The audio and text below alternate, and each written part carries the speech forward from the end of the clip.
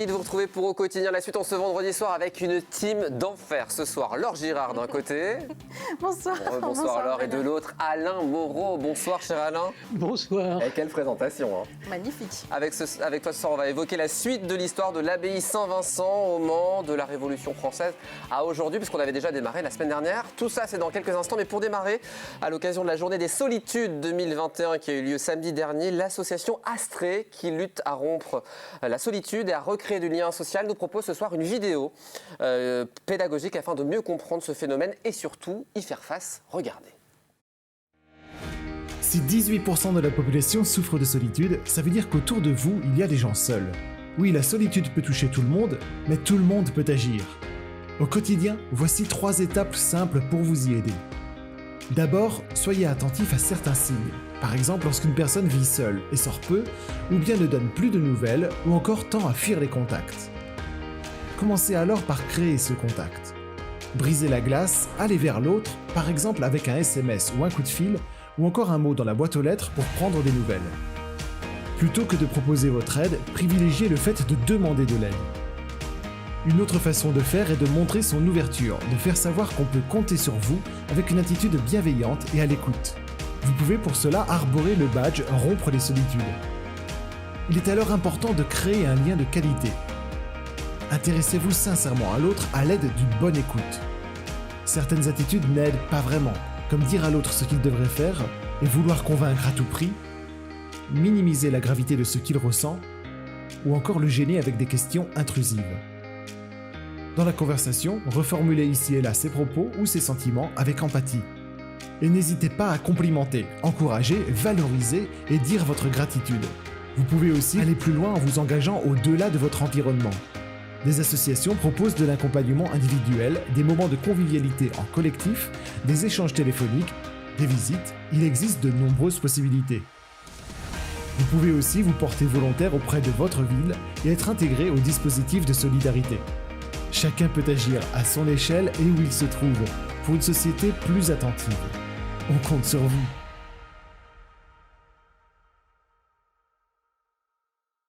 Alain, reprenons la direction de l'abbaye Saint-Vincent, abbaye qui se situe sur les hauteurs du Mans, dans le quartier Bellevue, entre les Jacobins et les Maillets. C'est la plus ancienne abbaye du Mans, fondée en 572 par l'évêque constructeur Saint-Domnol, on l'avait dit la semaine dernière, puis détruite comme toute la ville du Mans en 865 lors du passage dans le Maine des envahisseurs vikings. Elle est reconstruite en dur à partir du XIe siècle. En pierre, son histoire est marquée par l'arrivée des bénédictins de Saint-Maur qui signent le début des grandes œuvres de l'abbaye Saint-Vincent grâce à ces moines savants.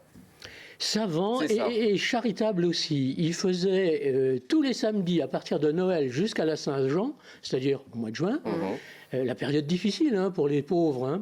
Il faisait une aumône de pain toutes les semaines, tous les dimanches matins, et on a su qu'il y avait eu jusqu'à 2000 personnes dans une ville qui faisait 10 à 12 000 habitants. Vous imaginez, 2000 personnes qui venaient quelquefois faisant 20 km à pied de toute la Sarthe pour toucher leur pain, mais le pain qui leur permettait de survivre toute la semaine. Parce qu'il y avait une énorme pauvreté en Sarthe. Il y avait, dans les périodes de disette, évidemment, dans les périodes de famine, il pouvait y avoir des épidémies et puis une très grande pauvreté. Et donc les moines étaient précieux, évidemment. Ça n'a pas duré très longtemps, en fait, seulement quelques décennies, parce que Louis XIV a estimé que c'était sujet à problème. Vous voyez, 2000 personnes réunies, et donc ça a été supprimé. Et Louis XIV a fondé, notamment dans chaque ville, dans chaque grande ville de France, un hôpital général. L'hôpital du Mans date de cette époque. Alors, la Révolution française, on sait, signe le démantèlement de la plupart des édifices religieux. L'abbaye n'échappe pas à cette règle. Ben oui, il ne restait plus que 16 moines. À la fin. Et puis la discipline était devenue très très douce. Les moines partaient en voyage, se promenaient dans le cabriolet du monastère et donnaient carrément des banquets. Vous voyez ? Alors on se souvient, les chroniques ont gardé trace en mars 1786 d'un banquet où, alors 66 couverts, où on avait servi 101 entrées, autant de plats et 127 desserts. Ça, je ne me pardonne pas d'avoir manqué ça. Vous m'étonnez qu'il y ait eu la Révolution derrière. C'est ça. Donc il se faisait plutôt plaisir. Oui, la discipline était très douce. Oui, il y avait le plaisir charnel aussi ? Ah non, pas de sait pas. fantasme, On sait pas. ne rêvons pas. Alors, les occupants ont bien changé depuis cette époque-là. Après, ça a évolué. Il y a eu plusieurs utilités à ce lieu. D'abord caserne à partir de la Révolution, bien sûr. Parce que c'était un bien national. Exactement, puis c'était les guerres napoléoniennes, donc on essayait de créer des casernes partout.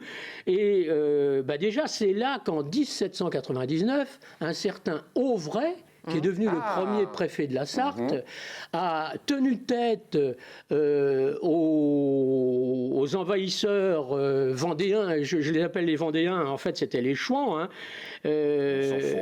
qui avaient pris le Mans en 1799. Hein, et Auvray avait réussi à regagner, parce qu'il habitait en ville, il avait réussi à gagner en se faufilant entre les Chouans l'abbaye Saint-Vincent, où était la caserne, et là, il a résisté pendant plusieurs heures avant de s'en aller, de faire retraite vers Bonne-État. Et l'abbaye a été protégée face aux Chouans ?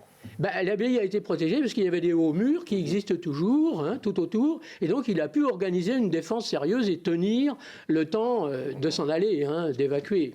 Aujourd'hui, on en parle, l'abbaye, c'est un lieu éducatif, c'est le lycée Bellevue. Oui, alors avant d'être lycée Bellevue, hein, il y en a eu des choses, j'espère qu'on a une heure devant nous, hein, parce que... N'hésite pas, vas-y, on a une heure. Bon, allez, rendu au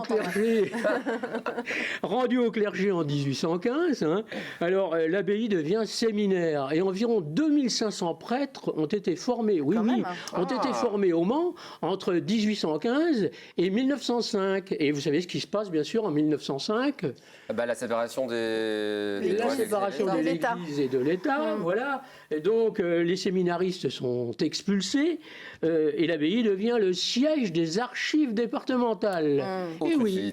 Alors là, ils avaient toute la place, hein, c'était merveilleux. Et puis après vient la guerre de 14-18 et là, on se dit ça va être un formidable hôpital auxiliaire et donc c'est transformé en hôpital pendant toute la guerre 14-18. Puis après, on a réussi à mettre les archives départementales ailleurs. Alors, on se dit, ça va faire un merveilleux asile de vieillards. On disait comme ça à l'époque, on ne parlait pas d'EHPAD. Ah, donc ça a été une maison de retraite aussi ? Alors, ça a été ce qu'on appelait l'asile des vieillards. Hein. C'est sous-entendu, les vieillards nécessiteux, ceux qui n'avaient pas de famille et pas de fortune, ils atterrissaient ici. Il y avait aussi toute la place. Et puis après, alors là, je vais vous faire rire, c'est devenu une caserne de CRS. Et presque en même temps, c'est devenu le dortoir des jeunes filles du lycée Berthelot. Et oui, ils ont cohabité pendant 6 ans quand même, de 54 donc, à 60. Toute une génération est née grâce à cette cohabitation. Non, parce qu'on a même un historien qui a essayé de voir s'il y a eu des histoires d'amour entre un CRS et une élève, et il n'a pas trouvé. Apparemment, il n'y en a pas eu. Il faire croire en préparant l'émission. Mais ça aurait été beau, non ? Ça aurait été une belle histoire d'amour, en tout cas, mais non. Donc aujourd'hui, on est bien d'accord, c'est le lycée Bellevue qui renferme cette abbaye. À partir de 1960, bien sûr, c'est devenu le lycée Bellevue, les CRS sont allés ailleurs. Et il y a eu des travaux, il faut le signaler, parce que moi je les ai vus, ces travaux, entre 1991 et 1995. Pendant 4 ans, il y a eu des travaux gigantesques pour remettre l'abbaye Saint-Vincent en parfait état, telle qu'on peut la voir aujourd'hui. Et on peut la voir, c'est important de le dire. Oui. On ne la visite pas spécialement, mais on peut la voir, l'apercevoir dans ce faubourg Saint-Vincent, qui est quand même au lieu du Mans, qu'on parle moins que d'autres endroits. L'abbaye Saint-Vincent est un des monuments les plus méconnus des Manceaux. Et ça fait pourtant une très belle promenade le dimanche, parce qu'on peut tourner tout autour. Et vous disiez, on peut l'apercevoir, mais on la voit. On la voit vraiment. Et en plus, pas loin, on a une belle vue. Vu qu'on est en hauteur, on a une belle vue sur l'autre côté du Mans et l'autre côté de la Sarthe. C'est très joli. Et voilà, je vois que vous connaissez. Eh bien, prenons date. Il y a le parc Banjean, pas très loin, qui est sympa aussi. On peut continuer. On prend date tous les 3 pour dimanche. Venez courir avec moi le dimanche matin, vous allez voir. Dimanche 10h, Alain Moreau, Laure Girard, moi-même et vous, si vous voulez, devant les portes de l'abbaye. Je promets pas, pour ma part. Si, très bien. On donne rendez-vous à nos téléspectateurs du coup dimanche prochain. Dimanche, voilà. 10h. Et puis dans 15 jours, on parlera d'une affaire criminelle épouvantable. Oui, même dans une semaine normalement, Alain, on se retrouve. Ah oui, j'avais perdu. Merci beaucoup de nous avoir suivis. Très bon week-end. Dans un instant, la suite des programmes sur VLM TV Sarthe. Et à lundi, 18h30 pour une nouvelle quotidienne.